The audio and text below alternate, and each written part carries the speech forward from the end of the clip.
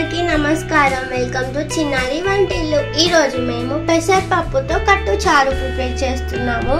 So దానికోసమని ఒక చిన్న టీ గ్లాస్తో పప్పు తీసుకొని అది మంచిగా క్లీన్ చేసి పెట్టుకున్నాము.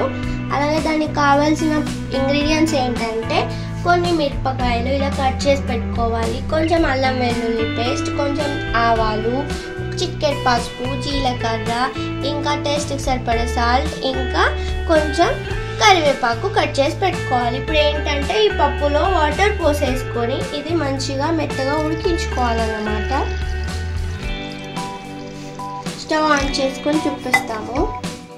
సో ఇలా స్టవ్ ఆన్ చేసేసుకొని వాటర్ పోసేసుకొని పెట్టేసుకోవాలి. పప్పు మంచిగా మెత్తగా కుక్ అయ్యేంత వరకు కుక్ చేసుకోవాలి. సో చూసారు కదండి, పప్పు ఇలా మంచిగా మెత్తగా కుక్ చేసేసుకోవాలి, మెత్తగా ఉడికించేసి పెట్టేసుకోవాలి. సో ఇప్పుడు నెక్స్ట్ ప్రాసెస్ ఏంటో చూద్దాము. సో ఇప్పుడు స్టవ్ ఆన్ చేసేసుకొని ప్యాన్ మూకుడు పెట్టేసుకొని ఆయిల్ వేసేసుకోవాలి. ఒక 2 టేబుల్ స్పూన్స్ ఆఫ్ ఆయిల్ వేసుకోవాలి. ఆయిల్ వేడయ్యాక దాంట్లోకి కొంచెం జీలకర్ర, కొన్ని ఆవాలు వేసుకోవాలి. అలాగే చిటికెడు పసుపు కూడా వేసుకోవాలి. దాంతో పాటు కట్ చేసి పెట్టుకున్న మిర్చి వేసుకోవాలి. వేసేసుకొని మంచి కలుపుకోవాలి. సో మిర్చి కొంచెం గోలిన తర్వాత కరివేపాకు వేసుకోవాలి. అలాగే కొంచెం అల్లం వెల్లుల్లి పేస్ట్ కూడా వేసేసుకోవాలి.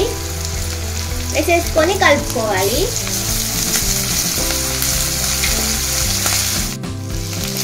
సో అన్నీ మంచిగా ఫ్రై అయ్యాక మనం ఇందాక ఉడికించి పెట్టుకున్న పప్పు ఉంది కదా, అది వేసేసుకోవాలి. వేసేసుకొని కలిపేసుకోవాలి.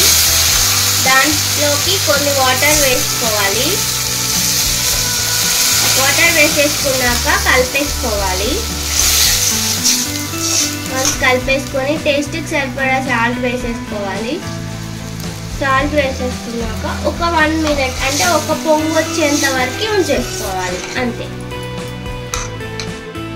సో ఇలా మంచిగా ఇలా పొంగు వచ్చేంత వరకు ఉంచేసుకొని స్టవ్ ఆఫ్ చేసేసుకోవడమే, అంతే. ఎంతో టేస్టీ అయిన పెసరపప్పు కట్టుచారు రెడీ.